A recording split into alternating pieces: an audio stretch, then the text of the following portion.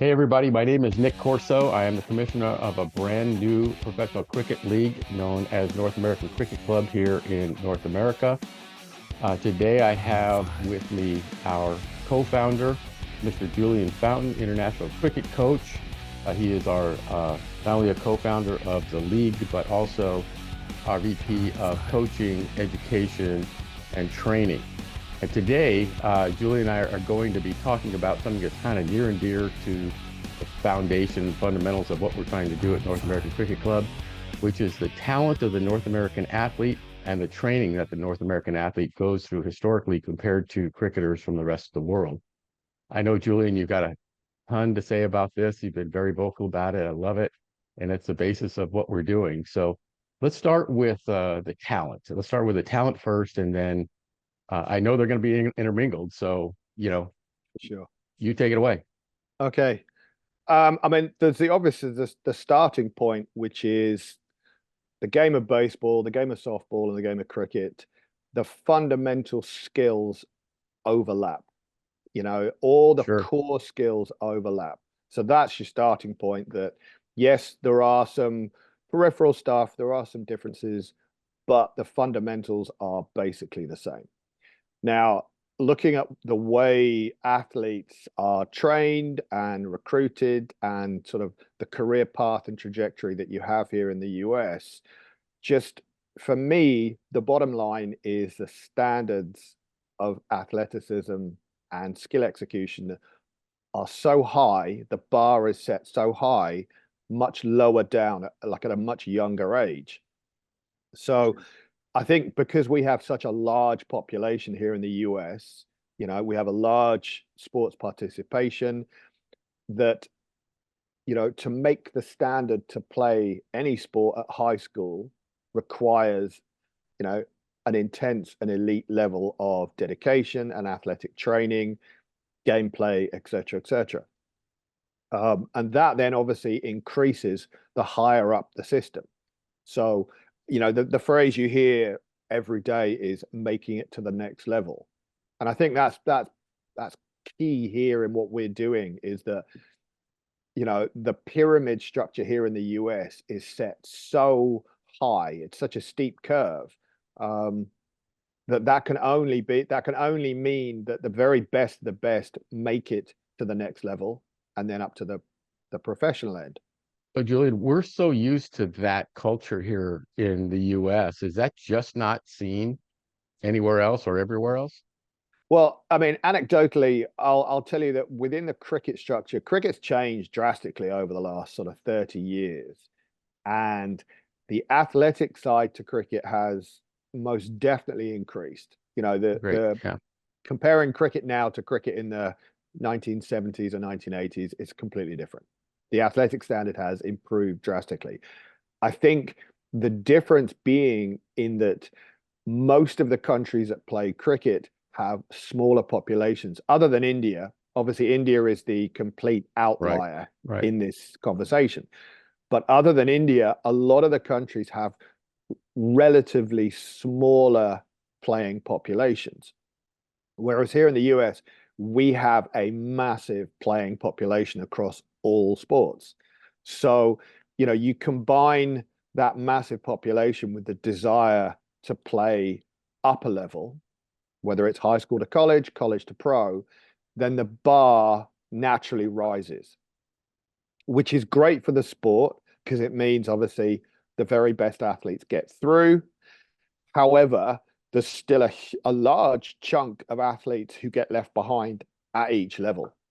And Sure. I think that's where we can benefit because there are lots and lots of super talented athletes across baseball and softball who could easily transition to cricket. You Um, mentioned I- uh, you mentioned softball, Julian. I wanted you to touch on softball with our women softballers, so you can see that I've got the graphics for our women's teams up, and that's going to definitely be a focus for us going forward because we just believe in the talent, the pool that we have here in our collegiate softballers. So, talk to no, us a little bit absolutely. about that, what you see. Well, I think the women's game, the women's cricket game has gone through the roof in terms of participation, in terms of, viewership, popularity. The women's game has changed incredibly in the last 10 years. Right. And Women's I think, sports in general. Yeah. Right. yeah, I think, however, here in the US, because obviously the softball world is massive, same problems that you would get with baseball, in that there is a huge participation, high levels of skill. So to make it to the next level, you're facing that drop-off rate, and that there's that pool of extremely talented players who don't make it.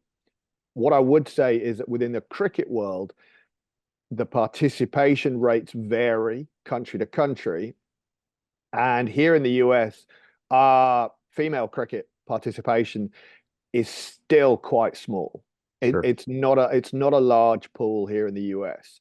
So what we have here in the US is we have a large pool of elite athletes, and only a fraction of them get through to college. And then once college stops, that's pretty much it. So, Right. Comparing it to the world of cricket, I mean, professional women's cricket now is extremely popular. It's a very viable career. The major cricket countries are promoting cricket for women and doing a good job of it. Right. Here in the US, we are lagging behind in terms of participation and in terms of the elite Right. programs. Well, Uh, you and I know, we had a conversation yesterday where I gave you an example of a woman I was talking to who was a 5-year scholarship athlete in softball, and mhm. her options when she graduated were to go into the workforce or maybe try to find a coaching job in the softball world. So she entered the workforce. So we know that the North American Cricket Club with our women's league is going to offer those women an opportunity to continue to compete at a professional level in a sport, because we know, as you're saying here, they 100%. have the skills, they have the 100%. talent, they have the training to do this. So we're very excited about that. Well, college softball's an interesting animal, because you've trained these players to such a high standard. Right. The elite softball, elite college softball is incredible to watch. These players are professional athletes in every facet of what they do, Right. That's right. and they're still young. They're at the peak of their athletic performance, and then it finishes. So you've got a large Yeah. professionals level pool of players who are faced with what? Nothing. Yep. Coaching. A very tiny percentage might get through into the Olympic pathways, but that's it. We're So, talking tens of thousands of very, yes. very talented players. So, uh, Julian, you know who we now have on our advisory board to head up our women's initiative. Mhm. Julie Abbott is a friend of yours for many years. Give us the intro to Julie. Let everybody know. Well, Julie's an amazing person. I've been friends with Julie for a number of years, and she has worked tirelessly across women's cricket, promoting the game, promoting the athletes, getting the hard work done on the ground. And, you know, the US system is still lagging behind the rest of the world, Right. which is crazy considering the US sports system, culture, heritage. Right. So we have so many Ferraris in the garage. They just need to be let out of the garage. Right. Right. Now we're very excited about it, and I think just we'll have a chat with Julie and Jamie as well, Jamie Lloyd. So we'll bring them on and have a future chat with them going forward as well. I think that everybody's going to want to hear what they have to say. We're very happy to have them part of the team. If I could just jump in and say this, obviously we get asked questions all the time about can players transfer? It's a different sport. Is it going to be really difficult? And I think, I'll give you a bottom line. College softball, you've got pitchers pitching, some of these pitchers pitch in the mid to high 70s, which when you equate that over the distance involved, equates to college softball batters being able to hit successfully against 95 to 100-mile-an-hour deliveries.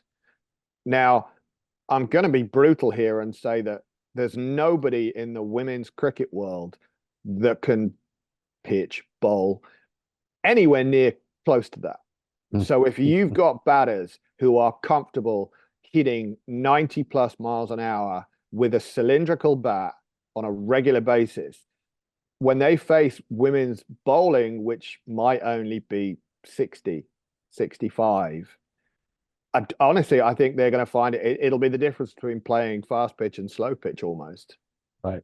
Interesting spin and pun intended there, Julien. So, hey, listen, thank you so much for jumping on with us today. We'll continue and jump back on with you again. You have so much knowledge to share with the world and what we're doing here in the U.S. and North America. We're bringing the game. We're bringing it to North America, and we're so proud to have you and Julie and Jamie, Cameron Lowe from Major League Baseball, all part of our board. We just picked up Edwin Jackson, as you know. They head up our athlete advisory board, so 17-year MLB All-Star World Series champion. So we're very excited about the direction we're going. So Julien, thanks for jumping on with me, and we'll chat again very soon. Nice. No worries. Cheers, pal. Talk to you later.